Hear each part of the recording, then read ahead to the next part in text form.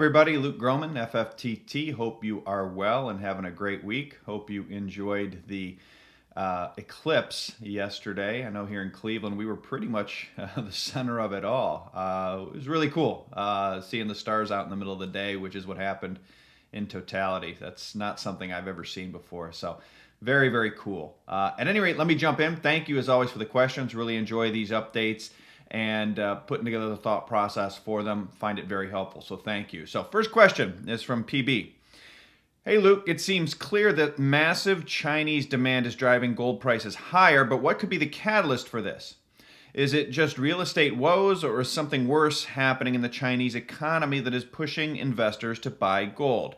I'm hearing that Chinese demand is concerns about real estate, concerns about geopolitics, a little bit of the economy on the margin. I think this means some really interesting things, though, that aren't being picked up on in the mainstream financial media. First off, this means de facto that the Chinese capital account is open on a limited basis through gold. They get panicked, they're buying gold. Okay, so far so good. Stay with me here now. That means that the more of an issue there is in China, economic, geopolitical, etc., the more gold the Chinese are going to buy, given their savings they have, given the fact that the Chinese are still running 30-year high manufacturing surpluses, 30-year highs with the world, which means their dollar inflows are at near 30-year highs. So the more of an economic issue the more of a geopolitical issue is, the more gold is likely to be bought by Chinese consumers. That will, all else equal, drive gold up in yuan terms. Now, in a world where oil and commodities were still only priced in dollars, that is where historically things would have gotten really sticky for China. Because as the yuan goes up in China due to Chinese buying, the U.S. can control the price of gold, as they've historically done when they've needed to, in dollar terms. And if you have the price of gold going up in yuan but not moving in dollars, what you get is the yuan falling against the dollar. Okay, so far so good. Falling yuan against the dollar when oil and other commodities are only priced in dollars means that China's money is not going as far for their oil and commodity imports. So now they need to run down dollar FX reserves to buy oil, etc. Eventually, on this path, they run out of dollar reserves, and then they have a Southeast Asia currency crisis like we saw in 1997, economic and currency bad outcome. Yuan collapses. Okay, that's in a world where oil and commodities are still only priced in dollars. But the marginal oil barrel and marginal commodity ton are priced in yuan now. It doesn't take a lot. It just takes the ability to do so. Why? Because now, when the price of gold goes up in yuan, with oil and commodities priced in yuan as well, the marginal ton, what that's saying is something very different. That is saying that gold now buys more oil in China, in yuan, than it does in London, in dollars, in New York. And what does that do? Capital flows where it's treated best. Gold is just capital. So the gold starts to flow to China where it can buy more oil. We would start to see London ETF tonnage drained. Check. We would start to see LBMA tonnage drained. Check. Eventually, as enough tonnage was drained, we would start to see gold prices shift to being set in China instead of in London or New York, as has always been the case over the last 50 to 60 years. Check. Hopefully you're now starting to see why yuan oil and commodities is such a big deal. People have not understood this in the 6 years it's been out. Yuan oil and commodities take a Chinese balance of payments, Southeast Asia currency crisis off the table. It means that when China gets into trouble, and they buy gold, it ends up sending the price of gold up, which in turn puts pressure, after a while, on the dollar, which in turn puts upward pressure on U.S. inflation expectations. There's a loose correlation between gold prices and U.S. inflation expectations. If Chinese buying of gold can affect the U.S. dollar and U.S. inflation expectations, they can influence U.S. rates, which is fine when the U.S. has sovereign debt to GDP of 20, 30, 50, 60%, like we did from 1979 through 2005. We're at 120% and rising again. So you have high levels of debt, high levels of deficit, and you have Chinese buying of gold paired with yuan, oil, and commodities driving gold flows to China, gold prices up, which will eventually impact the dollar, inflation expectations in dollars, and as inflation expectations go up, U.S. rates, which at some point, as we saw last fall, get problematic and force dollar liquidity injections, feeds back on the dollar. So wash, rinse, repeat. What it means is that yuan oil allows China to gain control of gold and allow physical demand for gold actually to drive the price of gold, which has really never been the case up until about the last 2 years. So now, is this bad for America? No. The best thing for America right now would be a much weaker dollar. This is actually helping America, paradoxically, if the dollar falls as a result of this. But some parties in America want this. Yellen, Biden, others who recognize that the United States needs a much weaker dollar to compete. But there's also a lot of people in America who think strong dollar is the be-all, end-all. It's the economic orthodoxy of the last 40 years. And that makes for a dangerous geopolitical time, both abroad, and it makes for tensions here domestically, because there's two different views on how to handle this. The one thing I will say is this calculus remains very poorly understood. We can see that. Just look around at all these articles. Why is gold moving? Why is gold up? Why is gold not stopping where it stopped before? Why is it moving now? You can find any number of articles over the last couple of months. The calculus I just described remains very poorly understood. I think it'll get more understood through the course of this year, but I suspect gold's prices will be higher by then. So that was a long one. Let's jump into a few others here real quick. From BTBF, would like to hear your thoughts on gold and Bitcoin replacing treasuries as the global safe haven asset, whether you agree, disagree, and what, in your opinion, will be the dominant safe haven asset in the next 2+ years. The next 2 years, roughly, excuse me. At the central bank level, gold has replaced treasuries over the past 10 years in terms of marginal flows. Full stop. You can see it in a chart. Foreign official treasury demand is down $325 billion at market prices over the last 10 years. Gold, central bank gold holdings are up $450 billion at market prices over the last 10 years. It was dramatically accelerated, that trend, by U.S. sanctions on Russian FX reserves in 2022. I do think gold will continue to be the dominant marginal central bank reserve asset going forward in terms of marginal flows. Gold, per the lengthy first point or question answer that we just talked about, is clearly the safe haven in China, and China is still the world's biggest creditor and the factory of the world. So that suggests gold will continue to gain share globally in terms of as a safe haven asset and marginal flows. And again, once gold gets high enough, it should start to negatively impact the dollar, which would be great for U.S. growth, U.S. economy, U.S. asset prices, global growth. It will actually stabilize the treasury market as U.S. tax receipts increase, U.S. deficits fall. It's just a little bit higher inflation. It is what it is. That's in the cake at this point. So those are my thoughts. From SH, markets see a higher neutral rate at the moment than the Fed does. Could you provide your thoughts on what that means for asset markets if that ends up being true? And similarly, VL, would like your views on Jamie Dimon's takes regarding 8% rates incoming.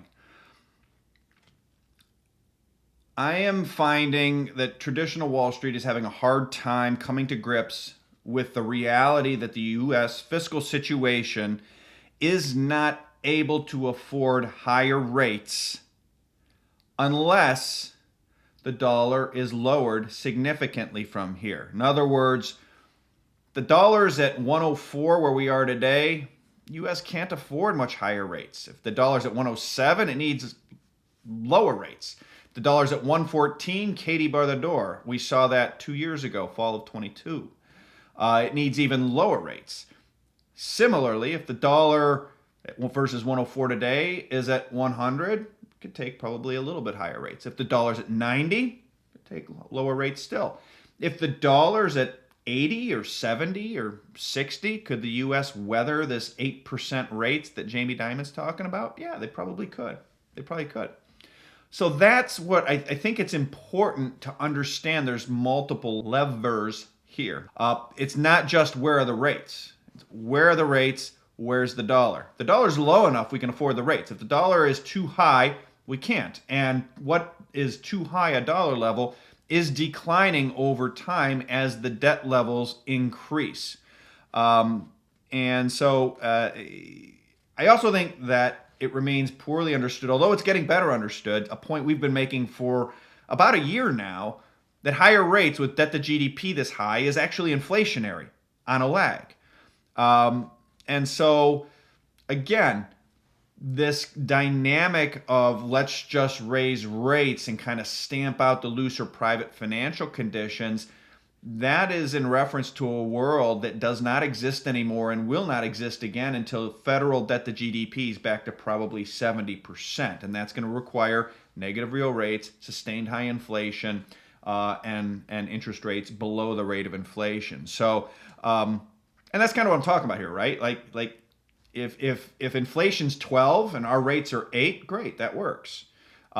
If inflation's 2 and our rates are 8, not with the debt we have, that's a disaster. So that's really the key in terms of looking at this. Next question from AB. Give us your thoughts on real estate. I see a lot of real estate haters, yet real estate with fixed rate debt should greatly outperform in an inflationary environment. Just ask someone in an emerging market. This seems under-discussed. I think it depends on location. I think it depends on the assets in question.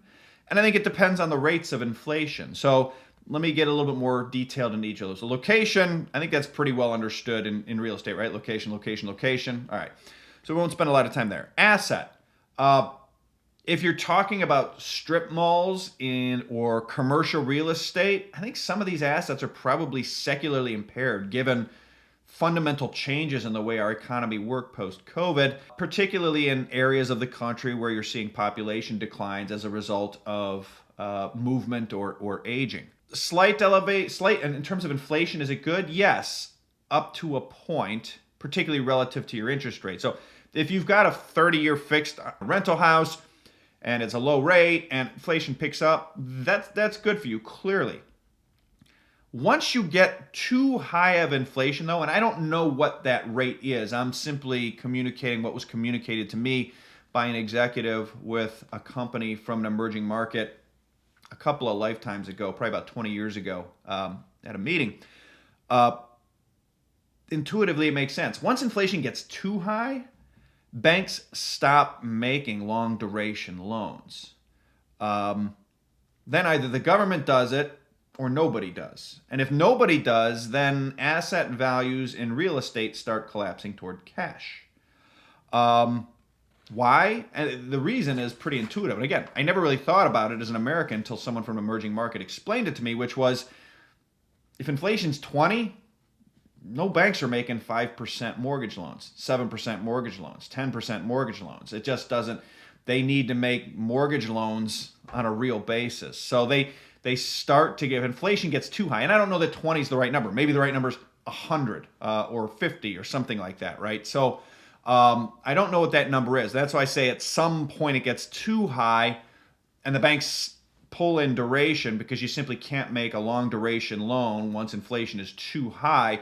And when that happens, assets whose prices are dependent upon debt-based leverage financing, like real estate is, the prices based on leverage collapse with the leverage, fall toward cash values, which tends to be down. So extreme example, probably not going to happen here, but I wanted to throw it out as something that I learned about once upon a time. I think it's interesting. I think it's something to think about and be aware of. But generally speaking, I think your instincts are correct about in terms of the right piece of property and the right location, right financing, cash flow positive.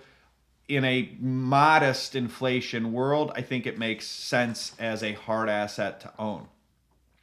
And then the final question, Luke, if you factor in, from JG, Luke, if you factor in mandatory spending, Social Security, Medicare, Medicaid, debt payment, military, does this put us in a $2 trillion deficit before the lights are even turned on? Here too, that depends on tax receipts, and tax receipts depend on asset prices heavily in terms of the marginal, as we've highlighted multiple times, and 2023 proved. And that's heavily dependent on stock prices.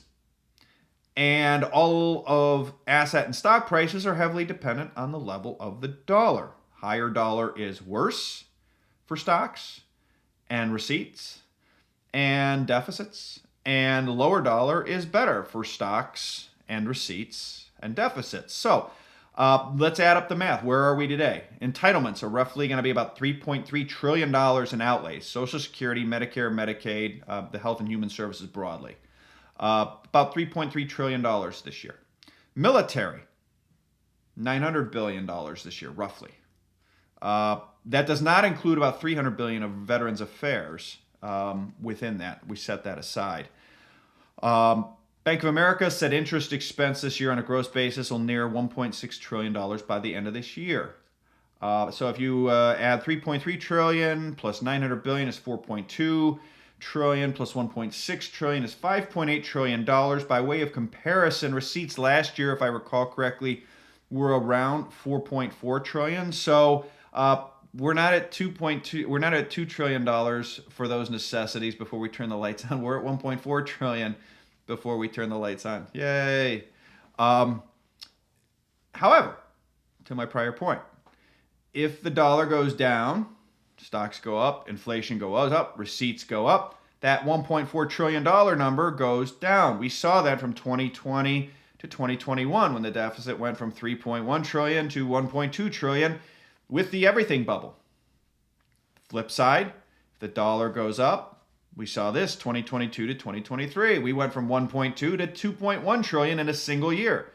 Dollar up, stocks down, receipts down, issuance up, deficit up. So that's there are levers, and I think what's critical is they know the levers now. U.S. policymakers in Washington, they saw it 2020 to 21, and we saw most importantly 2023.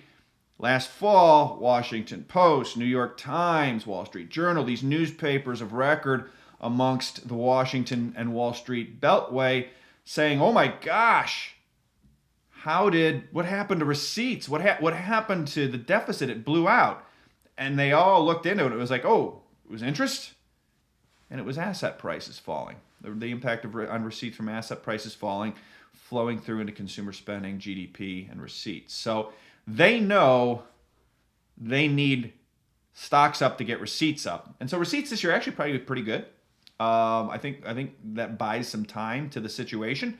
We'll know here in another few weeks. But at any rate, that's going to be it for today. As always, thank you for joining me. If you like these updates, check out FFTT-LLC.com for more information about our Tree Rings product, 10 most interesting things, brief synopsis about each and why it grabbed our attention, whether it was changing the way we had previously been thinking about things or confirming ways we had previously been thinking about things, maybe accelerating something, decelerating something, etc. So thanks again for joining me. Everyone have a great rest of your week. We'll talk to you soon. Take care.